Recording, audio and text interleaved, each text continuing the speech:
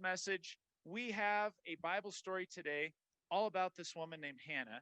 So we're going to be in this new series, and we're going to actually go back into the Old Testament today. So we're going to be in 1 Samuel chapter 1, starting with verse 21. And I'm going to ask if you would just to stand as we read from the Bible. So again, 1 Samuel chapter 1, verse 21. Hannah dedicates Samuel. When her husband, Elkanah, went up with all his family to offer the annual sacrifice to the Lord and to fulfill his vow, Hannah did not go. She said to her husband, "After the boy, Samuel, is weaned, I will take him and present him before the Lord, and he will live there always." "Do what seems best to you," her husband Elkanah told her. "Stay here until you have weaned him. Only may the Lord make good his word." So the woman stayed at home and nursed her son until she had weaned him. After he was weaned, she took the boy with her, young as he was, along with a 3-year-old bull, an ephah of flour, and a skin of wine, and brought them to the house of the Lord at Shiloh. When the bull had been sacrificed, they brought the boy to Eli, and she said to him, "Pardon me, my lord, as surely as you live, I am the woman who stood here beside you praying to the Lord. I prayed for this child, and the Lord has granted me what I asked of him. So now I give him to the Lord. For his whole life he will be given over to the Lord." And he worshiped the Lord there. This is the word of the Lord. Please be seated.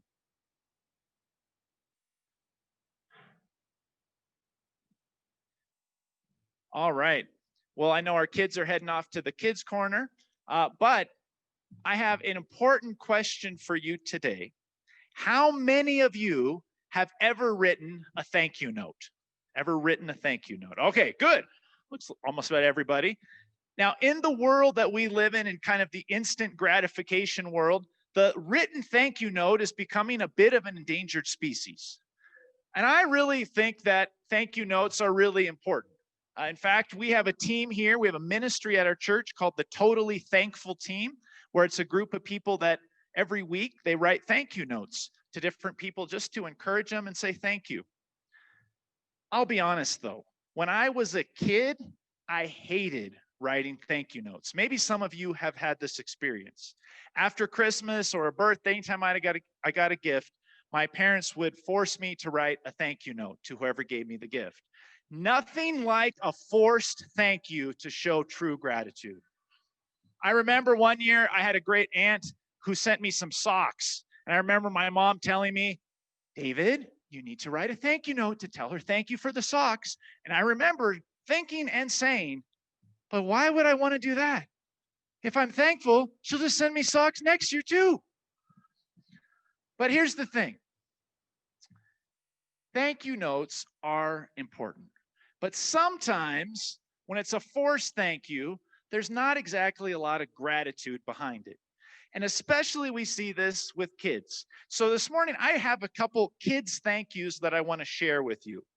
All right, these are real thank yous. I did some research because this is what I am paid to do, research kids' thank you notes. But I want to show the first one. This is written by a little boy or little girl. "Thank you, Mom, for being wonderful, caring, and not making your meatloaf anymore." Oh, that is just pure honesty right there. All right. Then there was another one by a little girl named Mia, and she wrote this to her older cousin who was her babysitter. "Thank you for babysitting me. I like you, but you said you don't like my Barbie, so you are fired. But we can still talk on the phone and be friends. But if you make fun of my Barbie again, I will punch you. Love, cousin Mia." Now, what I love about that is it's not only a thank you, but there's a threat and you got fired. So it's powerful words. Then I came across one more that I've got right here, and it was a school project where a man came in to teach a group of kids, elementary school kids, about the weather and meteorology. And evidently, probably the teacher had the kids write thank you notes to this person. His name was Mr. Ramon. And so the student named Flint wrote this thank you note. "Dear Mr. Ramon, Thank you for coming to our school and teaching us about weather. Someday, when I become supreme ultra lord of the universe, I will not make you a slave. You will live in my 200-story castle where unicorn servants will feed you donuts off their horns. I will personally make you a throne that is half platinum and half solid gold and jewel encrusted. Thank you again for teaching us about meteorology. You're more awesome, now listen to this, than a monkey wearing a tuxedo made out of bacon, riding a cyborg unicorn with a lightsaber for the horn on the tip of a space shuttle, closing in on Mars while engulfed in flames. And in case you didn't know, that's pretty dang sweet. Sincerely, Flint. I'm hiring this guy to write all my thank you notes. Now, I'm not sure if Flint will ever become the Ultra Lord of the universe. Let's all hope not. But I really don't think he's going to be able to fulfill that thankfulness promise to Mr. Ramon. But today in our reading, we see that Hannah not only says her thanks to God, but she backs it up. She fulfills it. But before we get into our reading for today, I want to give you a little background. 1 Samuel is not always a section of the Old Testament we spend a lot of time in. So this time period that we're looking at for today for our reading happens about 1100 BC. So at least 1,000 plus years before Jesus is born. And there's this man named Elkanah. And Elkanah is an Israelite, and he's of the tribe of Levi. You know, right? There's the 12 tribes of Israel. He's a Levite. And how could you always tell who the Levites were? How did you know that someone was in the tribe of Levi? It's very simple. If you lined up all the tribes of Israel, they would always be the ones wearing blue jeans. Okay. All right. Thank you. All right. But we don't know a whole lot about Elkanah, but from what we gather in 1 Samuel, he serves God. He obeys God. He's faithful to God. But if we read chapter 1, we can also realize something about Elkanah. He is not a smart man. Why? Well, it doesn't tell us that, but let's look at a few details about Elkanah the Levite. The first is, reason number one why he's not a smart man is Elkanah has 2 wives. Gentlemen, bad idea. 2 wives is bad. Now, here's the thing. Sometimes people will say multiple wives, called polygamy, is a biblical base. But you know what? Throughout the Old Testament, yes, you will find biblical characters like King David who had multiple wives. But God never encourages it. Even from the very beginning in Genesis, he says, 1 man, 1 woman together. He does not encourage that. The culture said it was okay. And if you ever say, well, is it really? Look how it works out for any biblical character who has multiple wives. It never works out. So, gentlemen, bad idea. Most likely, Elkanah married Hannah first. But there's a problem. Hannah can't have what? Children. So then, most biblical scholars agree that he probably got married to wife number 2. Now, it doesn't mean he divorces Hannah. He's still with her. But he marries a second wife because he wants to have kids. In that time period, your children are everything. They are your legacy. They are also your retirement plan. So he marries a second woman named Peninnah. Again, 2 wives, bad idea. Do you think there will be conflicts between wife 1, Hannah, and wife 2, Peninnah? Yes or no? Yes, because it doesn't work that way. The other reason the conflict starts to become huge is Hannah is barren. She's unable to have children, but Peninnah just seems to get pregnant all the time and just keeps having children. In fact, this creates major conflict in the family.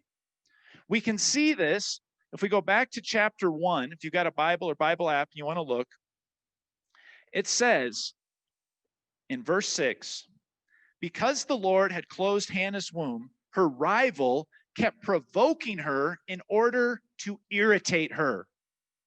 Now, we don't know how she provoked her. Maybe it was just the fact that she was constantly pregnant.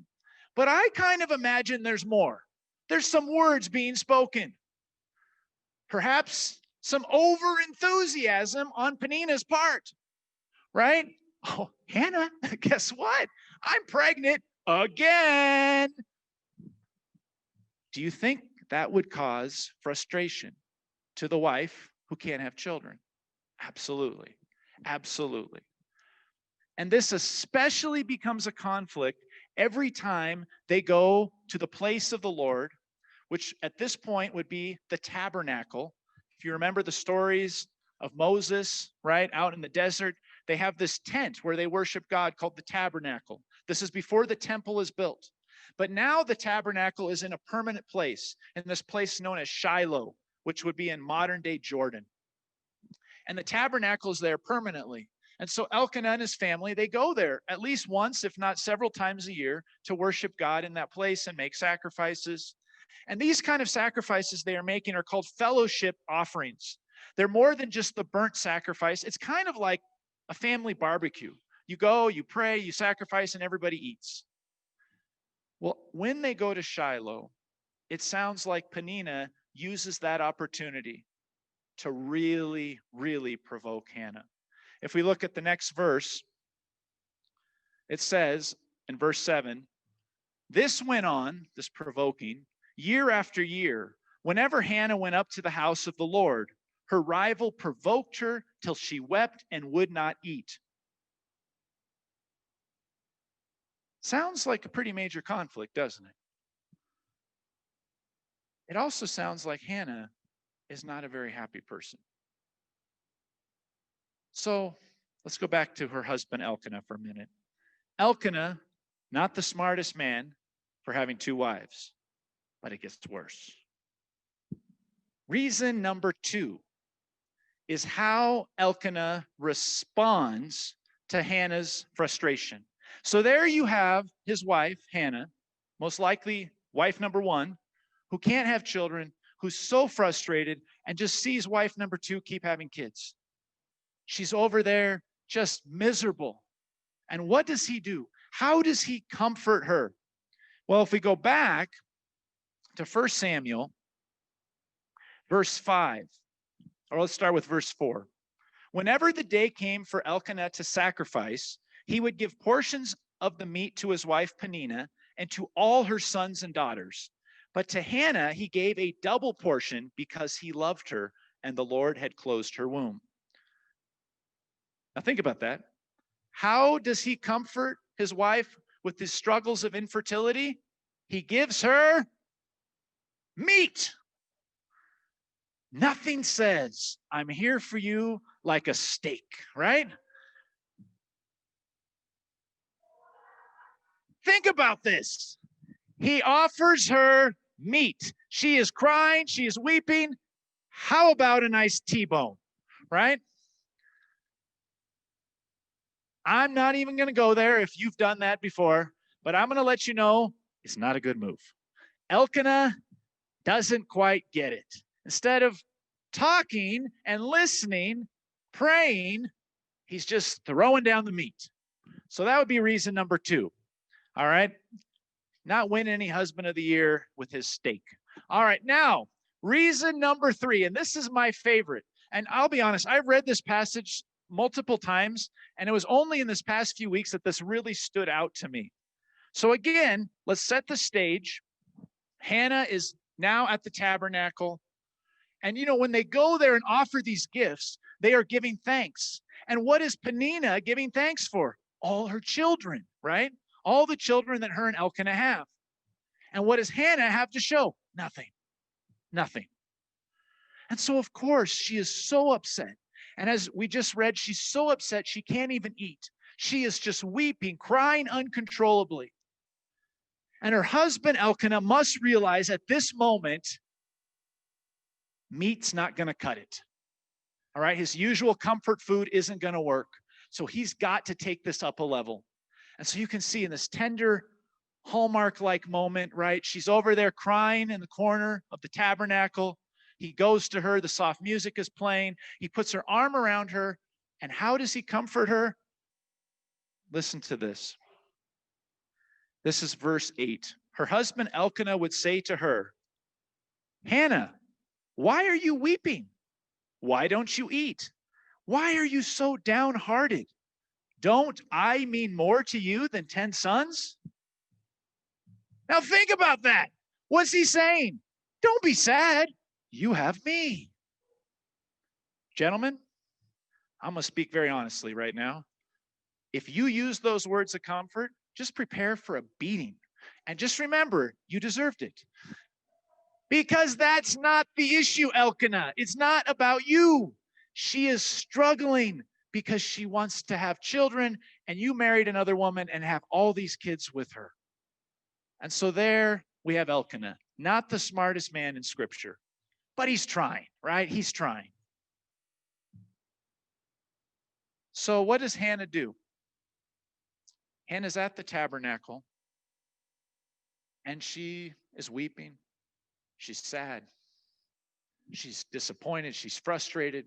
And this has been going on for years. And so she stands at the tabernacle, and she begins to just pour her heart out to God. She prays to God for this problem, which, friends, this is exactly how we are called to handle our problems. We take them to God. And so she prays to God. And as she's praying, the scripture says that she's praying, her lips are moving, but no words are coming out. You can just feel her heartache.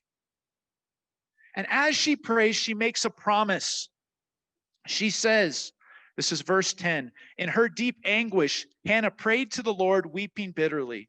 And she made a vow saying, Lord Almighty, if you will only look on your servant's misery and remember me, and not forget your servant, but give her a son, then I will give him to the Lord for all the days of his life, and no razor will ever be used on his head.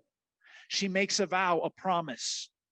And as she's praying, as she's weeping, the priest, Eli, is sitting there in front of the tabernacle. He's sitting there in his chair, and he's watching this. And how does this priest comfort this woman? He goes up to her and says, stop being drunk. Hannah cannot catch a break from any man, can she? The priest thinks she's drunk because of the way she's praying. He mistakes passionate praying as someone who's intoxicated, which makes us question how good of a priest was this guy really? And if we know a little more about him, he wasn't really all that great. Especially he had two sons who were also priests who Scripture describes as being wicked, as being scoundrels, who were corrupting the tabernacle in and out all the time. But he comes up to her thinking she's drunk. And she explains she's not drunk, she's praying. And he listens, and he tells her, go in peace. May God give you what you're asking. Well, God does hear her prayer. 9 months or so later, she has a son, and she names him Samuel. Now, that's our background. Let's get to our reading for today. I know it took a while, but we had to set it up. In our reading for today, if we look at verse 21, so again, chapter 1, verse 21, when her husband Elkanah went up with all his family to offer the annual sacrifice to the Lord and to fulfill his vow, Hannah did not go.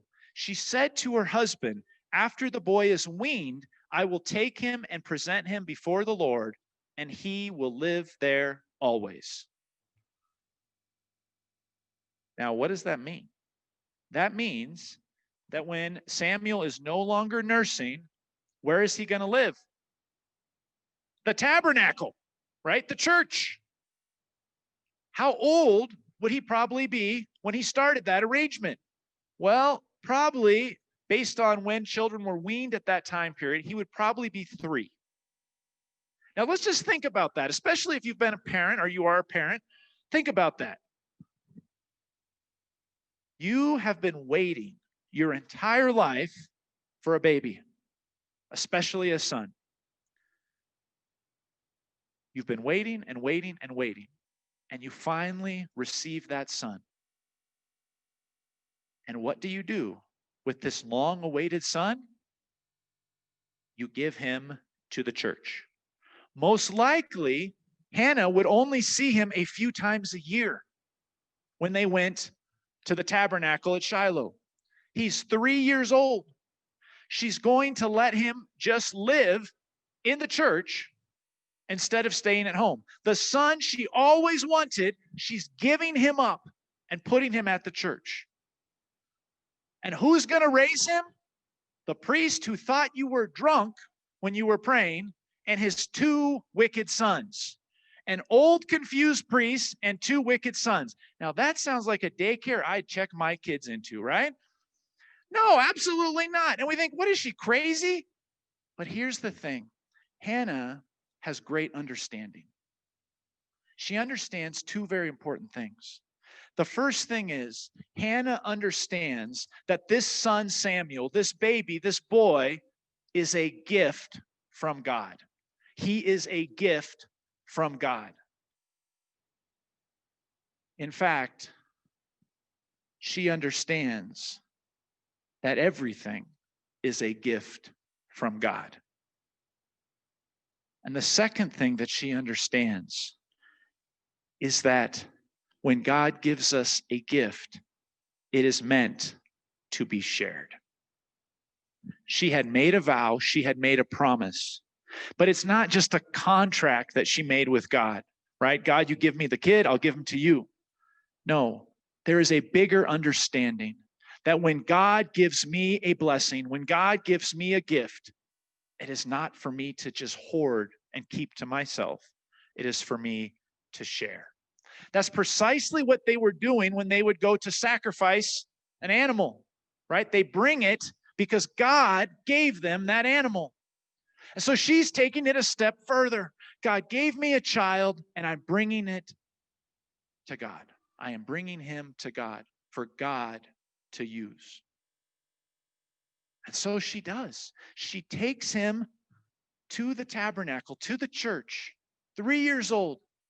And that's where he's going to stay, with Eli the priest and his wicked sons.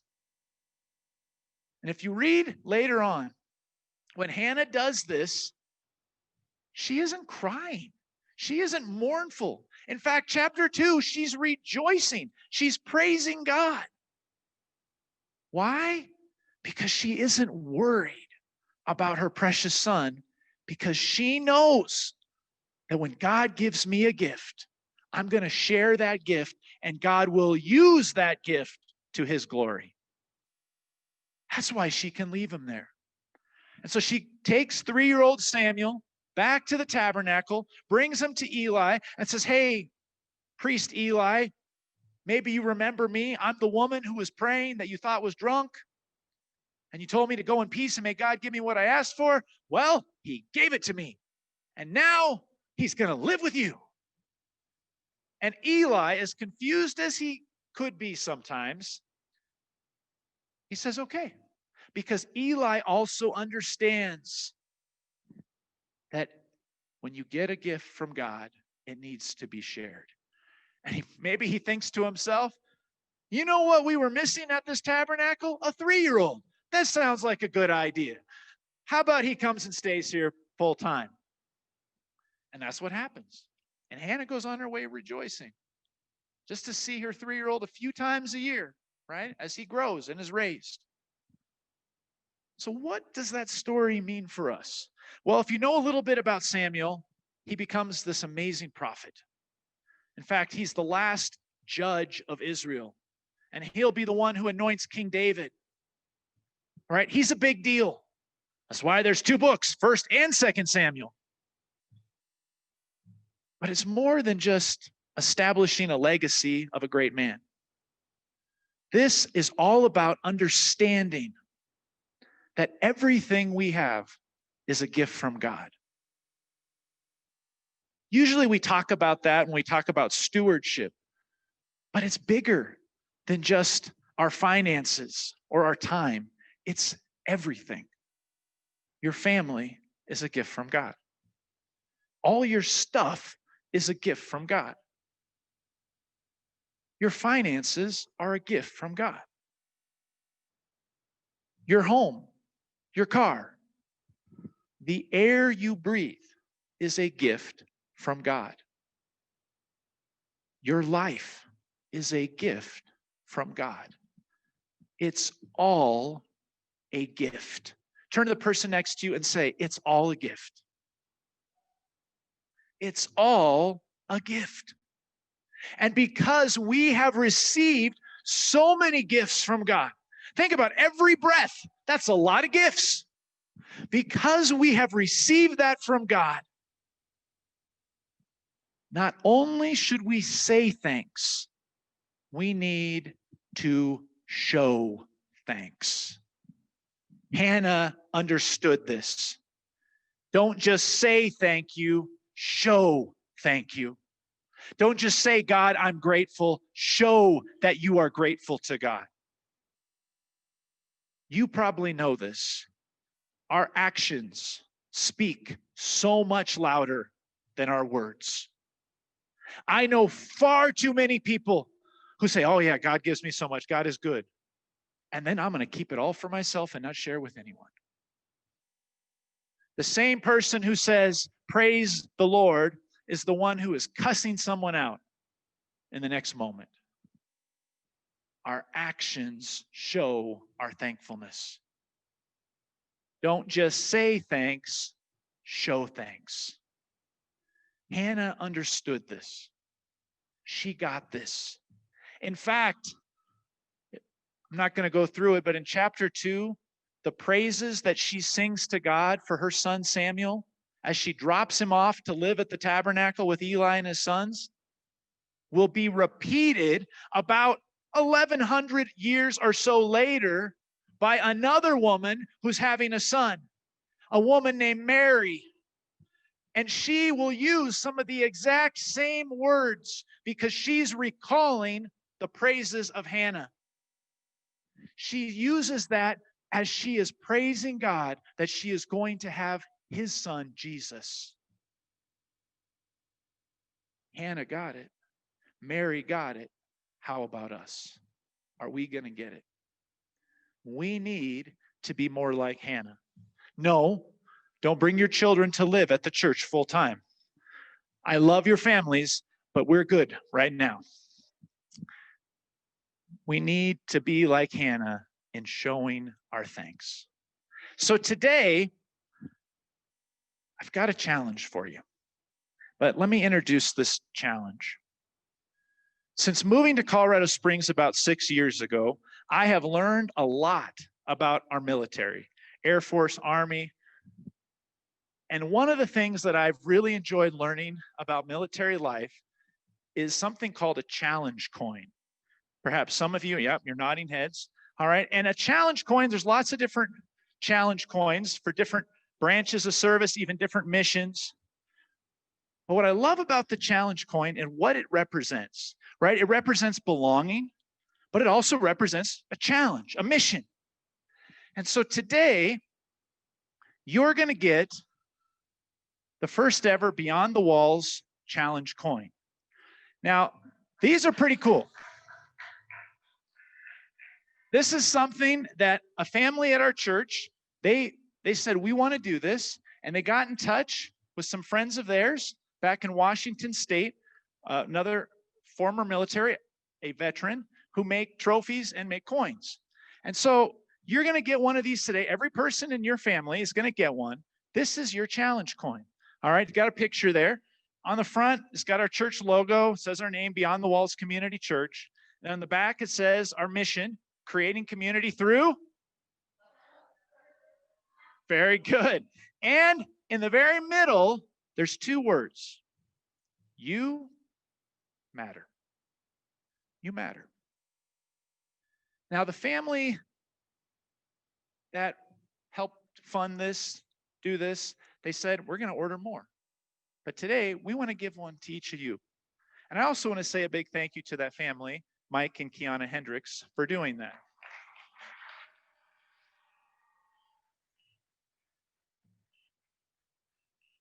And when you get that, I want you to put it somewhere, keep it with you, carry it with you if you want, but put it somewhere that you remember you are a part of this community. But most importantly, those two words on the back, you matter. You matter to us. You matter to me. But most importantly, above all else, you matter to God. How do you know that you matter to God? What do we say in our children's message? God is thankful for you. How big is his thanks? It's huge. It is so big that he didn't just say thank you for being his child. He showed it by sending his son to die on a cross. You matter. You matter. And so put that coin somewhere. Beth's going to hand them out at the end of service.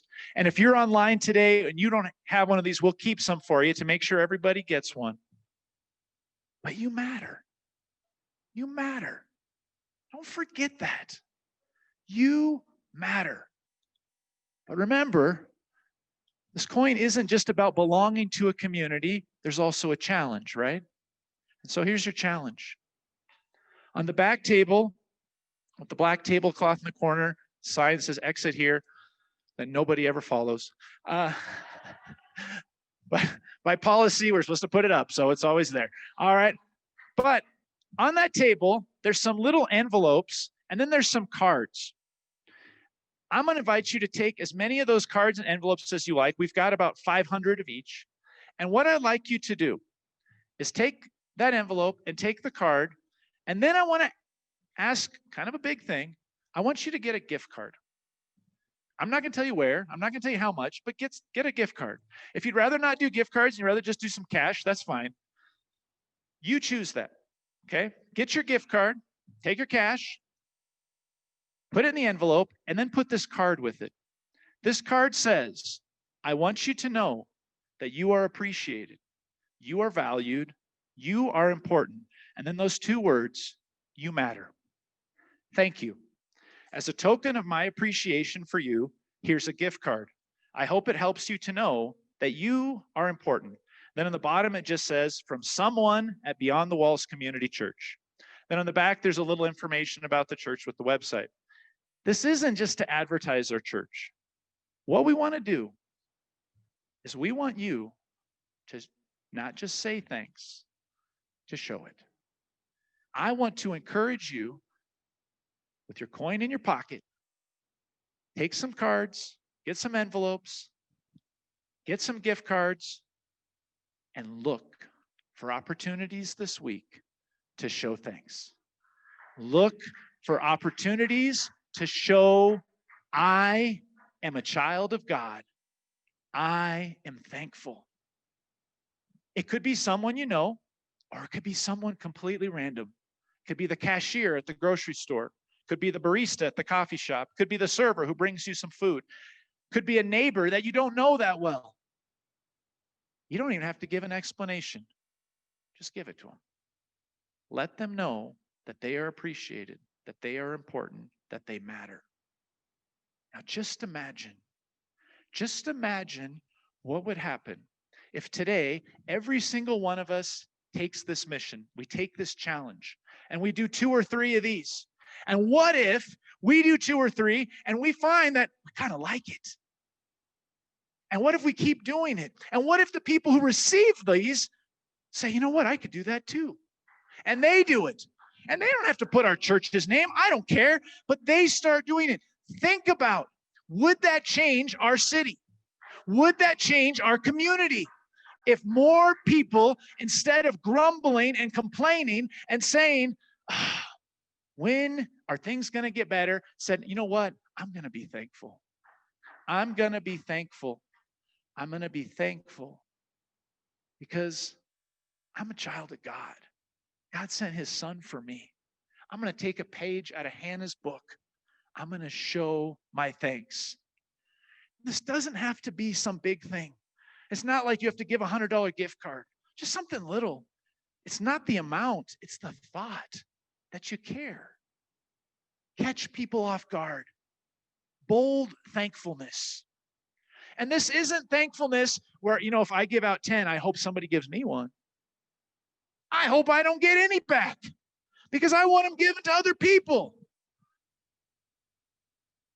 I want people to know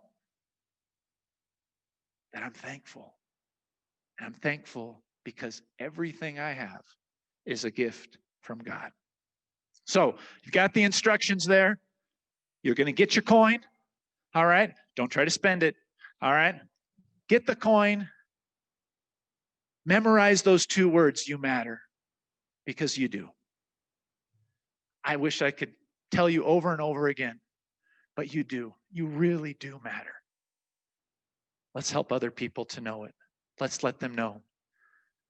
Don't just show, okay, I'm going to keep going with my day. I can smile. No, show thanks. Show it big. Let people know they're important. Let them know that you are thankful to be a child of God. Amen.